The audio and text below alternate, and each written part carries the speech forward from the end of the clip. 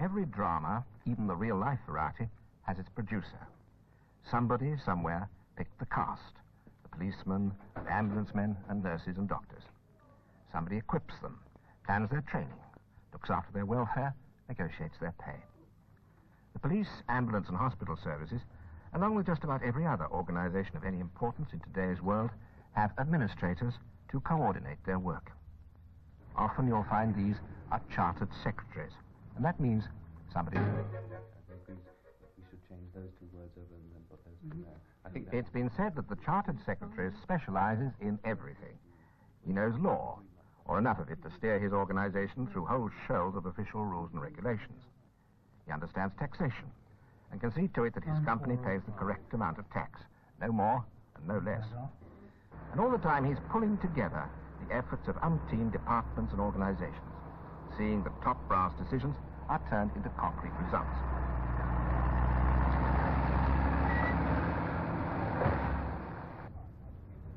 And when the directors gather for their board meeting, the chartered secretary is there too.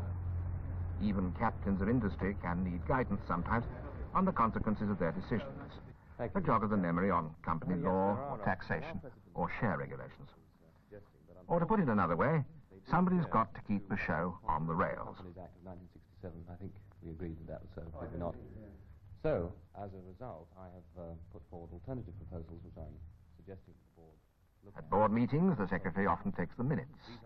Yet he's no passive listener. He's a qualified man with useful things to say. By training and by experience, he's somebody special. 8776. An associate or a fellow of the Institute of Chartered Secretaries and Administrators has done a fair bit of study, has passed the Institute's exams, has had some years' practical experience in administration, which gives him a very definite edge when it comes to success in any career. Oh, it's done me a fair bit of good. I left school with 4 O's and an A, nothing spectacular. Kicked off in insurance, registered with the Institute as a student. Got my ACIS qualification at 24, and felt like a change from insurance. Heard of this job in newspapers, an assistant company secretary, and my ACIS did the trick. Then our company secretary became managing director, and Bob's your uncle, I got his old job. It covers just about everything. Personnel, for a start. Looking after a couple of hundred people, coping with their worries, listening to their upsets. Union negotiations, too. Making all the national agreements work on our own shop floor. It's a mathematical nightmare at times, a severe test of diplomacy. But it's good to know you're helping to keep the shop running smoothly. Ordering supplies, that covers everything from paper for the reporter's room, although you think they had plenty of that already, to trying to get drinkable drinks for the vending machines. Oh, yuck. And since I'm concerned with every department's budget, I'm involved in every nook and cranny of the place. About 11,000 with VAT. Where did that sort of money from? They should be okay for what? Talking about new liner type machines, chewing over film prices with the photographic boys. So you reckon we need one of these? Braving the block makers to sort out the block making budget. Processing gravers, but I can't promise anything. Arguing maintenance cost for Old Faithful, our printing machine. Well, they don't build them like her anymore, so she's well worth keeping. Still, she does need a bit of nursing along, and that costs money. It's the same basic contract as last year. Thank you. I'm the firm's resident legal eagle, and I'm expected to know my law. Though, obviously, I can always run to our solicitors for advice on anything too complicated. Back from lunch, and the managing director's been asking for me. He needs the figures on how many columns of advertising we sold last week, and wants to know more about a plan I put up for a new insurance cover. It's a mad world, but it's worth it. You're right in the middle where it all happens. Very often, you're the one who's making it happen. Hurry away at the end of the day, but not home yet, though there's still work to do. Yes, I suppose I'm a sucker. But people often seem to ask a chartered secretary to take on local community work. Invitation to be secretary of this or chairman of that. And quite frankly, it's just a little bit flattering.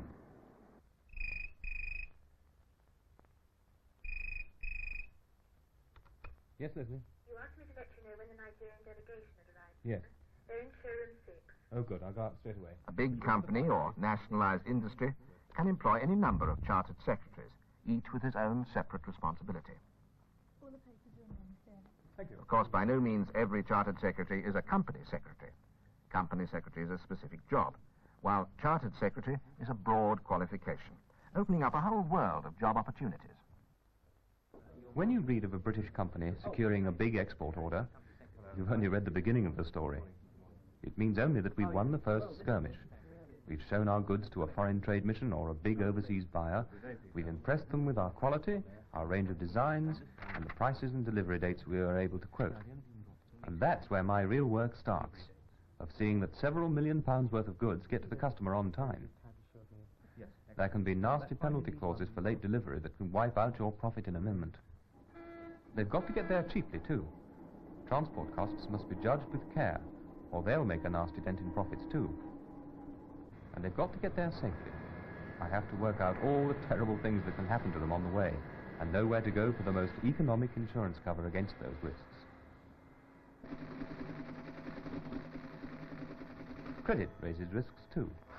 It's a nice, warm feeling to sell X £1 million worth of your products, but not so nice if you discover too late that your customer hasn't quite got the X £1 million.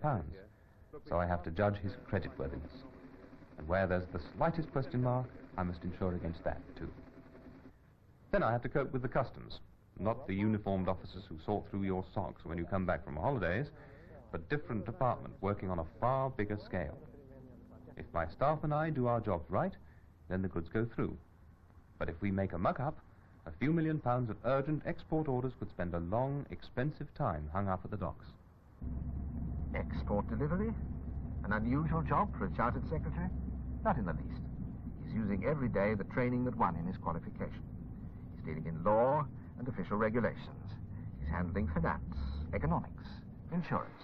And above all, he's coordinating, pulling together the work of umpteen different departments in a great organization, and many more bodies outside it.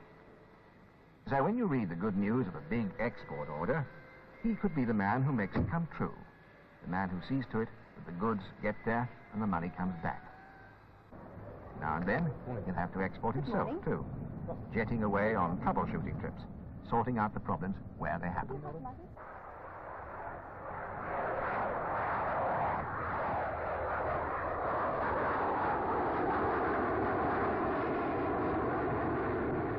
For the chartered secretary, the scope is broad.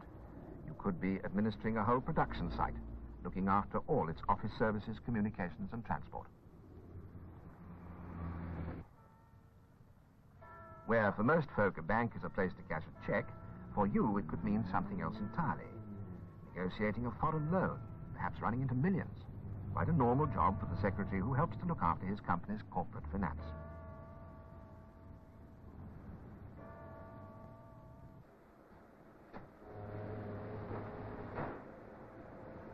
Or you could move into general management, responsible one day for the entire running of your own manufacturing unit.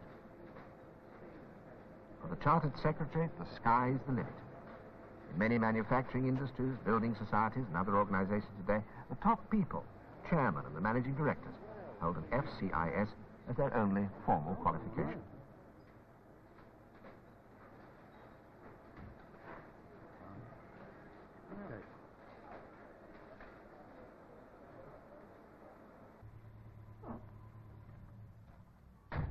In the world of people who care for people, good intentions are helpful, of course, but they're certainly not enough. Local government today is a sophisticated and competitive business in which qualifications count. And a huge variety of local government services, caring for people quite literally from the cradle to the grave, are administered by chartered secretaries. So that whenever a need is pressing, the council is there to supply it. Well, I particularly want you to look into this Reform Street housing scheme. The town clerk of a big borough, his title's changing these days to chief executive, has a number of aides, each one helping him in a different area of government. And some of the top jobs in this category are filled by men and women with the ACIS qualification. My field's a bit of a hot potato. Housing. It's a ceaseless juggling act. They're crying out for the houses, Of course, we're always working on a tight budget. A new form of design, and has naturally been longer than the architects originally anticipated. What should they tell me about costs? The Director of Housing runs the team, and I represent the Chief Executive on it. There's variety enough, goodness knows. Eliminating these features, what do you think? We're planning houses for 10, 20 years ahead. And that means searching out the land today and starting to plan for buying it. Then there's coordinating the whole work of design. Not just the houses, mind you, but roads, schools, shopping precincts, playing fields, social centres, drainage, water, gas, electricity. But you're not just putting up homes, you're creating a community. And a community's needs make a very long list. And while it's all being planned and built, somebody's got to be watching the pennies. So it's up to me to coordinate contacts between the people spending the cash and the Borough Treasurer's Department who supply it. And since the cash tots up to millions of pounds at a time, the occasional sleepless night becomes a natural part of the job. But it's not all crystal gazing and future planning. You're caring for people now, today, in the existing communities where they look to the town hall for help. For a housing estate is a living thing which needs attention to stay fit and well. If Acacia Avenue's got a touch of damp in the roof spaces, or Thornycroft Close has a spot of drain trouble, immediate diagnosis is necessary. Could there have been a design fault? What do we need to do about it? And what will it cost? As jobs go, it's a satisfying job. It's good to look at a whole community in the making and know you had an influence in putting it there. It's nice to feel you're part of the process of creating homes and looking after the needs of the families in them. Just as the needs of a local population are almost endless, so is the variety of work in local government. The bigger the council, the broader the range. In some of the largest urban ones, chartered secretaries coordinate the work of the fire and police services too.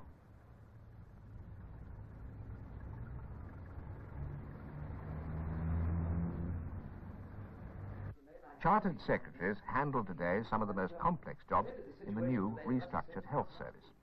For it's a four-sided organization: medical, nursing, administration, and finance. And it's run on what they call management by consensus. Which means really that no one's the boss. On policy at every level, 4 different departments have got to be persuaded to agree. And I am, if you like, the persuader. Now, about this Walpole-Lewin report. I administer 2 big hospitals, and in each one, I've got to sort out the grumbles, settle the differences, and somehow get the doctors, the nurses, and the treasurer together on every important issue. Staff is going to replace some of the present nursing staff, or whether it's an additional commitment. But I'm sure that we will have to inject additional finance into the budget if we all accept the philosophy of the report. Well, I think to begin with, this will put an extra strain on the nursing staff. This could be a point that we have to watch. Well, thank you for your views on it. I will, of course, report them when the time comes. I bring it up to the committee at the next general meeting. So, now and then, I'm a kind of referee. I've got to see everybody's point of view. And to do that, I've got to know what they're talking about. And that means having a finger in every pie. An awareness of every department, its people and its problems. Very appetizing. Very nice. Life's not all problems, though. It's a happy job, and an encouraging one. Especially now we're reorganized into a health service proper, not just a sickness service. And sure, we still aim to mend people when something comes unstuck, and we always shall. But there's a lot more emphasis now on keeping them well in the first place. Right from the moment we welcome them unborn, in the antenatal clinic, we carry on the work of preventive medicine in babies and children's clinics. It's all good, positive stuff, and I like the feeling of being part of it. In any field, the Chartered Secretary has a rather special position. Those 4 letters after your name, ACIS or FCIS, are the badge of the administrator who knows his job. And they're the key to a particularly useful door, too, the Institute's headquarters near Regent's Park in London. Its library holds a mass of information on law, finance, tax, and just about everything that can touch on a member's work. Morning. The Institute runs student societies, lectures, and conferences, and its own information and advisory services. It submits views to government on law and practice in all its spheres of activity, including particularly the company and local government fields. The Institute also produces a monthly journal, along with a great many other useful publications.